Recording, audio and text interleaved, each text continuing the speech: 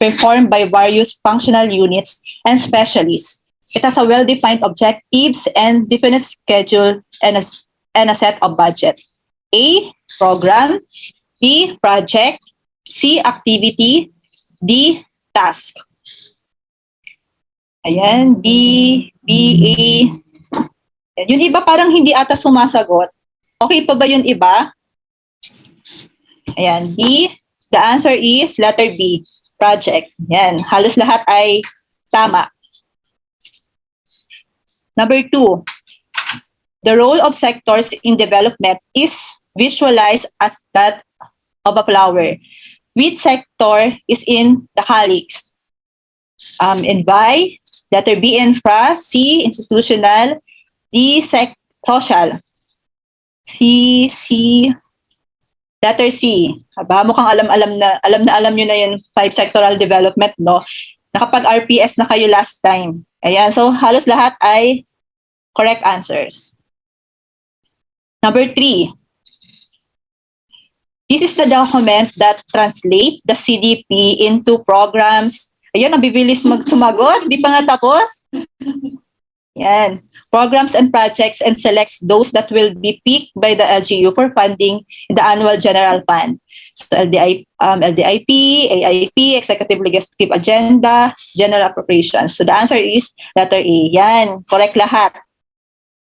Medyo napasadahan naman natin ito kanina doon sa CLUP, doon sa ating framework. Okay, next. This document constitutes the total resource requirements for the budget year, including the detailed allocation for each year for each PPA and regular operational items. Ano? So the answer is puro B. Yan, annual. So ano ba yung parang key concept dyan? Sabi dito, for the budget year. So ibig sabihin annual. Year including the detailed allocation. Letter B, yan, halos lahat ay tama. Yan. Next question. Setting the vision means A, means defining the future of the LGU wants. B, shall serve as the driving force that will move the entire city municipality. C, entails adapting the vision and disseminating the vision to general public. D, all of the above. Ayan. Ay, sorry. Yan. Kita ko tuloy yung next question. The answer is letter D. Yan, napakita ko na yung next Yan. Which sector do the services on top of executive officials of government, science, institutional universities? Yan. Ayan, puro tama sa 6. Quinary. So, i-discuss ito sa mga next na sectors natin. Sa econ ata ito papasok. Ayan, letter D. Ayan. Ayan, puro tama. Kagaling pala, papasa na. Ayan. Okay, so balikan ulit natin yung CDP, no? Kanina dinidiscuss natin sa universe natin, no? Pag sinabi natin si LUP, 4 policy areas. Pag sinabi natin CDP, yung 5 sectoral development. And siguro pakiyawan ulit natin yung legal mandates ng CDP, yung section 109, and yung section 146, yung formulate integrated economy.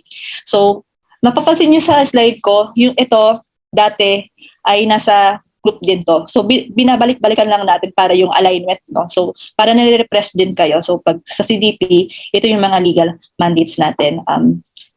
Alalahanin nyo, parang para ma-retain sa atin yung mga lecture o yung pinag-aaralan natin, kailangan natin siya parang paulit-ulit na binabasa or binabalikan dapat natin siya para mas nare-retain. And then ito again, yung difference lang ng group. So, nag-discuss na natin ito kanina. So, ito yung ating CDP, yung pag-uusapan natin. 6-year sectoral. And then, ito yung kanina, yung 5 sectoral development. Ito, yung tangkay, no? Ito yung institutional sector. Parang siya talaga yung magdadadal doon sa petals. Kasi ang institutional sector, dito nakapaloob yung financial resources or financial management or scheme ng local government unit which will lead to the implementation of sectoral development goals. And gusto natin yung holistic, comprehensive, seamless, comprehensive development plan. So, alam ko na pasadahan nyo na rin to. This was already discussed during doon sa RPS na topic nyo last week. Then, ayan. So, CDP na tayo. Ito yung universe natin kanina. 5 sectoral development, CDP, 6 years, yung timeline natin, yung time frame. Then, yan. Na-discuss na natin to kanina yung clue. CDP, 3 to 6 years, multi-sectoral, embodies the vision, sectoral goals and objectives, development strategies, serve as the primary inputs for the investment programming, and budgeting and implementation of the projects. And ang implementing tool niya, si LDIP.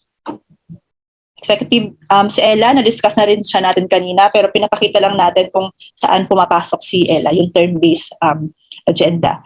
And pag meron tayong Ella, so possible din yung mga programs, mga sectoral programs and objectives natin doon sa CDP, pwede siyang mas ma-prioritize, no? Ma-fast track yung implementations sa Ella. Yan, implementing tool, LDIP, Capacity Development Program. And then, meron tayong AIP na sa annual budget. Implementation instrument, LDIP, one major outputs of the CDP. It's a basic document linking to the local plan to the budget. Contains, dito na papasok yung mga prioritized list of PPAs natin.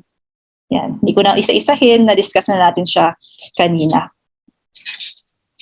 So, sa CDP process, baka napahakyawan nyo din to during the RPS, no? Pero siguro, balikan na lang natin yung CDP process ulit. So, kung ang CLUP, we have the 12-step process. Sa CDP formulation, we have the 5-step no, CDP process. So, we have yun organize and mobilize yung planning team. So, parang group din, no? So, step 1 ng group, organize. So, ganun din sa CDP.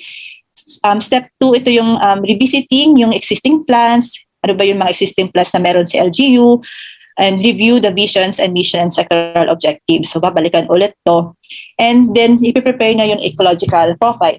And then, yung mga structured list of PPAs. So, kadalasan dito sa list of PPAs, pag gumagawa ka ng CDP, nililista muna yung long list na mga proposed PPAs, saka tayo magpa-prioritize. Ganon. So, sa pag-prioritize ng mga programs, project, and activities, meron na naman tayo mga tools na ginagamit. And then, pag meron ka ng EP, ecological profile, or structured list, i-prepare ka na ng local development investment program, yung LDIP. And then, prepare the needed implementation instrument and authority. Yan. So, isa-isahin natin. Yan. So, yung CDP process, number 1, organize and mobilize yung planning team. So, parang yung timeline nito, ito ay base sa DILG guide, illustrative planning guide, na guidebook. So, please read din yun. Isang guidebook from the DILG on how to formulate yung CDP. So, timeline, parang every June, July of every election. So, dapat para mag-update ka na ng mag-update ka na ng CDP. Kasi si CDP, parang cotermino din siya doon sa elective officials. Tapos sa step 1, ang main outputs talaga, so sa LUP, meron din tayong executive order, creating planning team, meron din tayo sa CDP, no? So, pag nag-update tayo ng CDP, kailangan maglabas tayo ng mga executive order, creating the planning team. And then yung approved work and financial plan. So meron ba budget or ano yung mga kailangan na mga activities in the formulation of CDPs. So ito yung major activities, yung selection din ng mga planning team, prepare yung executive order, i-orient natin yung mga members ng mga planning team. So ano ba yung mga roles and responsibilities ng planning team. So, mas maganda na dito pa lang sa step 1 na na-orient natin yung planning team kung ano yung roles nila para, alam niyo yun, so parang kasama sila doon sa pagbuo ng plan. So, mas greater yung appreciation and then meron silang parang ownership na sinasabi natin. And then 4, prepare and adapt the work plan for the preparation and updating of CDP. Yan. So, ito ulit yung suggested sectoral committee. So, na-discuss na natin to kanina. So, pinapakita ko lang ulit para for the sake doon sa planning team. Lubat na ako. Para dun sa planning team ng ating CDP formulation. Yan, di ko na isa-isahin. So, sino ba yung lead agency pagdating dito sa CDP formulation? No? So, of course, si CPDC, si MPDC, with the assistance ni yung local government operations official, yun, MLGOO. No? Yun. Kung kita-kita nyo yung bulk ng work ng MPDC din, no? So, sa kanya yung CDP, ICLUP, sa kanya siya din yung lead ng CDP. Sa kanya din yung mga other mandated plans, halos sa kanya din. Then, ano ba yung roles ng MPDC, no? Identify members of the core planning doon sa 5 sectors. So, yun yung na-discuss natin. Yan, orient members of the team, prepare executive order. Yan. And then, ito lang yung mga entry points, no? Make sure na dapat na kakasama, na i-include natin yung mga iba pang mga plans, no, specific thematic concerns like yung CCA, DRR. So, dapat kasama sila MENRO, LDRMO, mga CSO sa saka People's Org. Dapat kasama din natin yung mga iba pang stakeholders, yung mga persons with disability, senior, women, etc. And kung meron IP community sa inyong local government unit, so isama po natin. And dapat representatives po yung mga local special bodies. No? Local special bodies, ano yung sample ito? Yung local housing board, local school board, local health board. So dapat represented sila. Sa step 2 ng CDP, ito na nire-revisit natin yung mga existing plans ng LGU. So ano ba yung, meron bang, ito, so August of election year. So meron tayong 33 mandated plans. Doon ba sa 33 mandated plans, ano ba yung available na plans na pwede natin magamit doon sa pag-formulate ng CDP. So ito, major activities, inventory ng existing local plans, meron bang CLUP, may ELA ba kayo, may CDP ba, may LDMP, may FLUP. And review the vision of the LGU as if it is responsive to the new planning mandates. No? So pwede nating i-refine ulit yung vision kung hindi, kasi doon sa assessment natin hindi siya na-achieve. Check if the plans are aligned with each other. No? So lagi natin siya na-check. Check the alignment. Parang ganun. Check the alignment of plans. Identify updated plans. So ano ba yung mga plans na updated na or paso na doon sa timeline? So kailangan i-update. So dapat ma-include yun doon sa accomplished PPA. So pwedeng kung pwedeng updating ng FLUP, pwedeng updating ng local DRR plan kung outdated na yung mga plans. So ito ulit. So binalikan ulit natin. So, para ma-remind kayo na ito yung mga mandated plans for the local government units. So, step 3. So, step 1, nag-organize na tayo. Step 2, nirevisit natin yung vision at saka yung mga existing plans na meron. So, ngayon, step 3, i-prepare na natin yung ecological profile and the structured list of EPAs. So, usually ito ay July, yung parang yung sa step 1, yung August to November ay time frame for preparing the ecological profile. So major activities, yung ecological profiling. So ito malamang data gathering to, per sectoral din. So kailangan makuha natin lahat ng mga relevant information per sectoral para makabuo tayo ng ecological profile ng local government unit. And identification and preparation of structured list of PPAs. So, makapag-identify tayo ng mga proposed projects, program, and activities based doon sa ecological profile or doon sa revisiting vision. Main entry points, ecological profiling. Tapos, the planning team should ensure that prescribed tools for mainstreaming are used in gathering and analysis of information. Tapos ginagamit din natin yung tool, yung climate and disaster risk assessment, yung CIDRA. Data disaggregation for gender sensitivity. So mga mainstreaming entry points. So kailangan naka-mainstream yung CIDRA, yung gender responsiveness, sensitivity. So laging sinacheck din natin yan. And sa pag-prepare ng ecological profile, ito lang definition ng ecological profile to. Sabi natin, pag sinabi mong ecological profile, basic reference about all possible aspect of locality. No? Picture of the current realities of the locality. So, nakapaloob dito kung ano ba yung mga per sectoral din, ano ba yung mga ano ba ang current status ng locality or current context ng LGU. No? So yun yung tinatawag natin na ecological profile. So kasama din dito yung sectorals natin, yung 5 sectoral development. So halimbawa sa sectoral development, status of demographics. O, so, ilan na ba yung population ni Santa Elena? May Santa Elena dito LGU? Tama ba? Wala. Diba? Ilan ba yung population ni ganito, ni LGU? Diba? Pasay, ilan yung household sa economic, ano yung primary na source of income or industry, no? Sa infrastructure, ilan yung mga unpaved na kalsada, ilan yung mga transport support facilities. So yun yung gusto natin makita sa ecological profile, yung detailed na situation mismo, current reality ng local government unit. Tapos, ayan. So, ito yung sectoral. Pag nag-prepare tayo ng ecological profile, population and social services.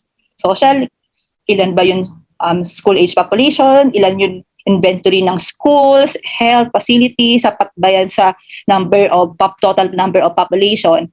Sa local economy, infrastructure, environment, and institutional. So, yung 5 sectors yung ginagawa natin or dapat na embedded siya doon sa ating ecological profile.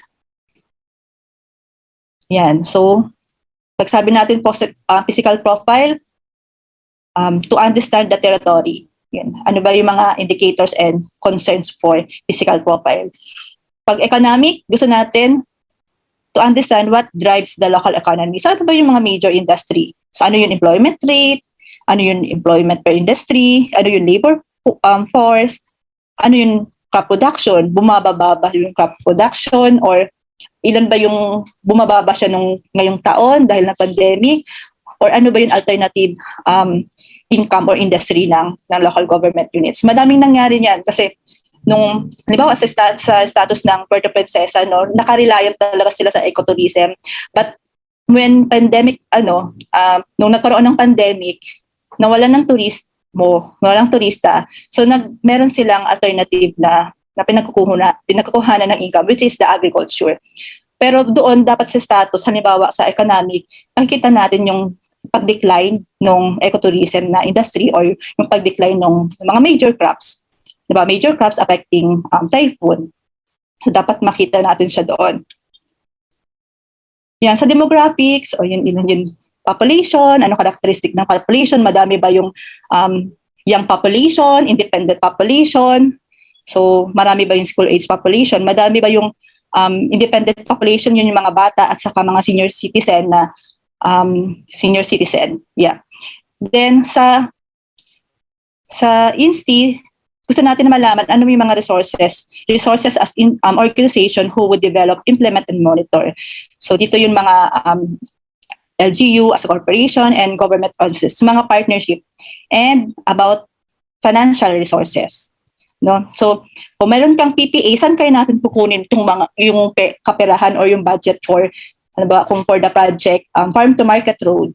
So, saan natin siya kukunin? So, pwede kayang sa 20% development fund or meron tayong alternative na private public partnership with other, or pwede tayong kumuha from the national government agencies. So, dito natin siya i-determine sa institutional profile. And dito rin sa institutional profile, tinitingnan natin kung IRA-dependent ba si LGU. Kasi kung IRA-dependent, so baka mas mag-sort out tayo ng other financial scheme from government and from private or kung anong alternative na financial mechanism.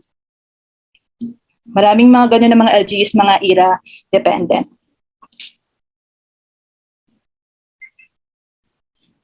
And yan. So yun. And then for the step 3 pa rin, ecological profile. Yan. Ito lang yung process ng ecological profile. So yung EP will help the LGU determine the services needed by the constituents. So ano ba yung mga services na kailangan ng locality ng LGU. Assist the LGU to understand environmental factors, considerations, which will affect the policy. Make the LGU appreciate what have been done or what is already there. Meron bang available resources, and realize natin kung ano yung potential ng local government.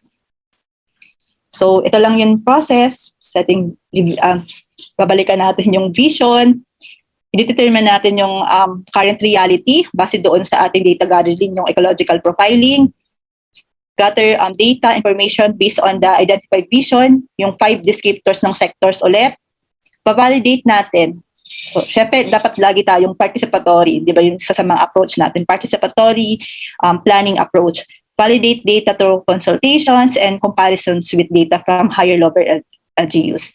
And then, doon na yung ating ecological profile. Pero important itong consultations, no, para nababalidate yung mga issues and napaprocess natin with other stakeholders.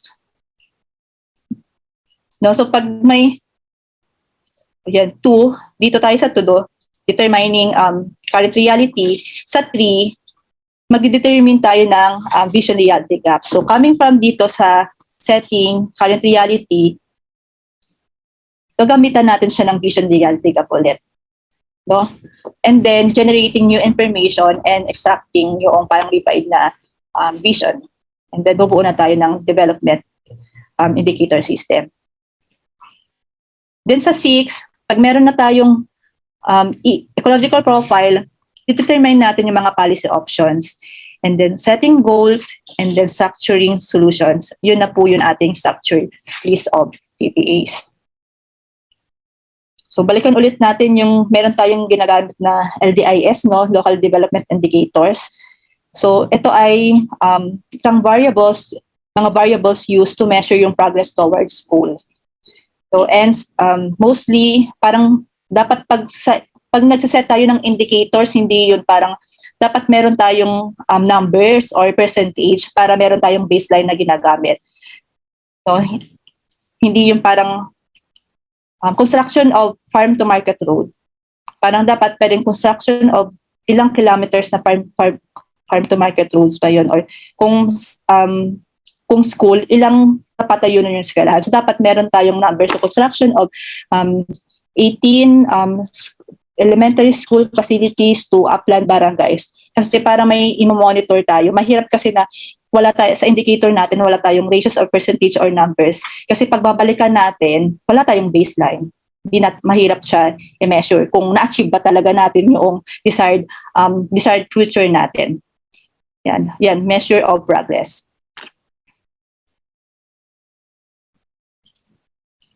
Yan. So LDIP, it is an attempt to consolidate yung various indicators that are relevant to local plan.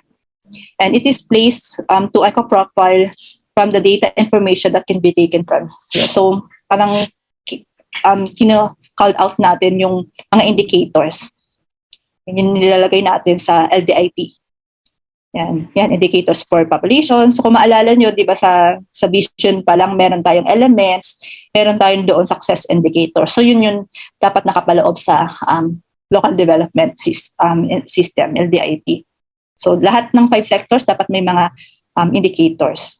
Kasi lahat yun ay, pag sa monitoring, yun yung i-count natin na parang performance measures. Yan. Level of development, success indicators for its descriptors, and indicators then from the national agencies. And then we have also kung may LDIS tayo sa CDP, meron din tayong RAPIDS na tinatawag. So, ang RAPIDS ay parang isang tool ito na na-develop under the LGU sa public finance management, no, that aims to guide yung local planners in identifying development indicators that specifically applies to the LGU needs and characteristics.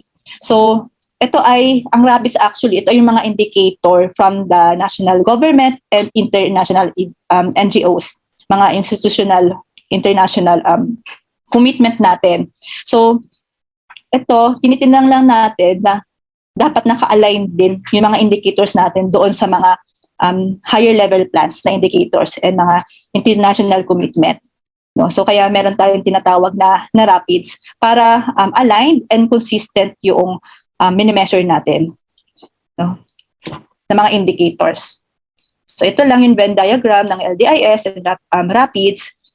So ito nag-overlap lang sa rapids, parang galing sa i-cross-check mo kung yung mga indicators ng LDIS ay pumapasok doon sa rapids o doon sa NGAs na indicators or mga international na commitment natin. Or baka meron din indicators si rapids na hindi natin na-consider doon sa LDIS natin. Or pwede rin mag-update or mag-create ng indicator requirement at i-update natin base dito sa result ng dalawa. Ayan, so ito yung process ulit. Pakakiyawan na natin kanina. And then from the structured list, so kung may ecological profile na tayo, yung next is step 3 pa rin, structured list of PPAs na to. So ito yung sinasabi ko, long list, no? So ng 5 development sector, lista lang kayo ng mga proposed programs, project activities per sector. Lista lang lahat. Tapos main source of PPAs that will later be prioritized sa step 4. So dapat yung mga PPAs natin sa long list naka-aligned or naka-link sa mga descriptors and success indicators ng LGU vision natin. So hindi dapat siya makalayo or makasalungat sa vision. So dapat laging aligned doon sa vision ni LGU. So kung ano yung descriptors, success indicators, dapat yun yung naka-address doon sa long list ng PPAs natin. May mga instances kasi yung mga LGUs hindi naka-align yung vision sa proposed PPAs eh. Kaya kami din pa nag-review ng plans, kailangan yung mga identified issues, concerns, dapat naka-align din siya doon sa vision. Kung na-address ba or naka-align siya doon sa vision, goals and objectives ng LGU. And then, yan, LDIS. So, meron ka nakapag-prepare ka na ng ecological profile, meron ka ng structured list. Ngayon, sa step 4, ipiprepare na natin yung LDIP, no? Yung Local Development Investment Program. So, ito, yung LDIP is the principal instrument for implementing yung CDP and is a document that translates the CDP into programs, project, and select those that will pick by the LGU for funding in the annual general fund budget or through special fund generation scheme. So, pwedeng special fund generation scheme. Its annual components is referred to as yung AIP kanina, no? And yung time frame ng LDIP is 3 years. So baka matanong sa questions. Yan. Major activities, no? I-prepare mo yung mga project brief for each proposed PPA. Tapos magkakandak ka man ng screening, no? So dito sa screening, syempre meron kang long list, no? Pa-prioritize mo, ano ba yung pinaka-urgent, most important na dapat ma-actionan na issue kaya mayroon nitong proposed PPAs, determine new investment financial potential, and formulate the corresponding local mobilization program. Yan. So,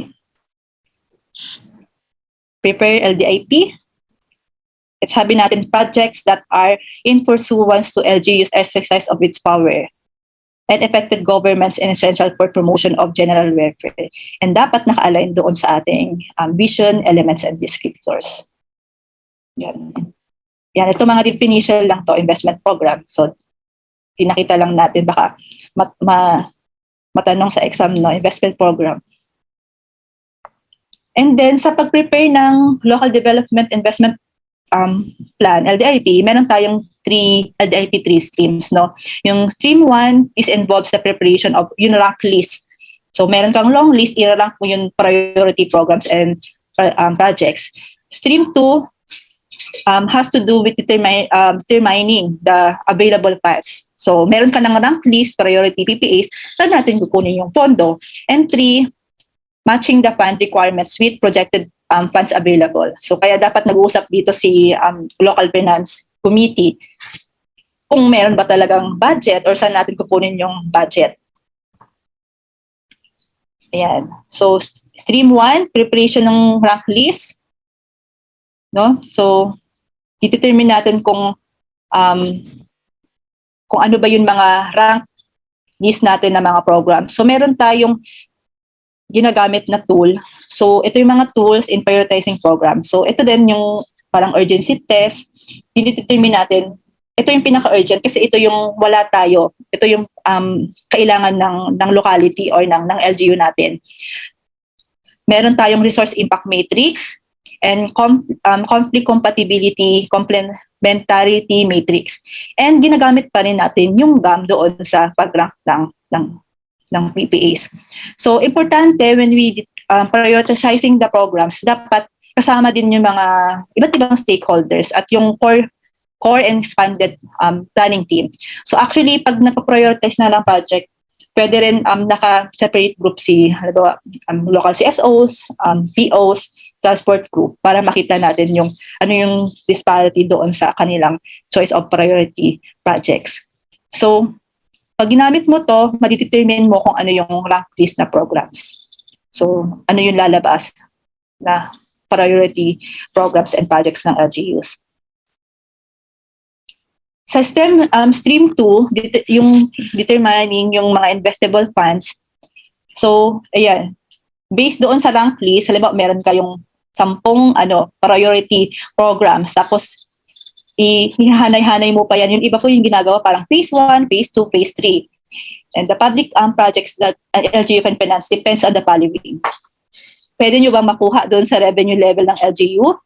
So, level of recurring local governments, public debt, potential sources. So, pwedeng kung saan possible na pumasok or kumuha kayo ng funds for the implementation of the rank priority projects. Pero yung sinasabi ko din, pwedeng alternative scheme. So, pwedeng through PPP and other. Kung hindi kaya ng LGU, kung ira-dependent, para baka pwede mag-propose din at the funds from the national government. Yan. Collect, ito, step. No? So, collect appropriate revenue data. So, kadalasan, pag nagdedetermine ng funds, nag-uusap din si Local Finance Committee dito. Tinitingnan kung meron pa talagang funds for the priority programs. Yan. Collect appropriate operating expenditure data, including pati yung mga debt service and determine the history trends. Establish structural relationship of revenue. Project future recurring revenue and operating expenditure, and to compute yung financial surplus available for financing of the new investment. So yun yung step natin in determining the investable funds. So ito lang, sample form lang. Yan. Yan. So sa stream 3, so stream 2, no, nakapag-rank na tayo, nakapag-determine na tayo ng possible funds. Sa 3, formulating the financial plan, no. So may first round matching muna siya, nag-uusap. Then CLDC evaluates the rank list of the project with their individual and aggregate cost estimate. So dapat may mga cost estimate dun, di ba sa project brief, dapat may mga sample, may mga estimated cost na yun per project. And LPDO prepares 3-year investment program and submits the draft LDIP to the local chief executive. And LCE endorses the draft LDIP for adaptation. So dapat ma-adapt siya. And Sangguniang deliberates on the draft LDIP and adapts the LDIP through resolution. So kailangan may resolution adapting the local development investment program. Yan. So, meron tayong ito. So, yung sinasabi ko kanina, meron tayong mga iba't ibang financial approach doon sa financial planning. So, pwedeng option 1, conservative approach, only project that can be funded. Sa option 1, conservative approach, ito yung only project that can be funded from regular sources will be implemented.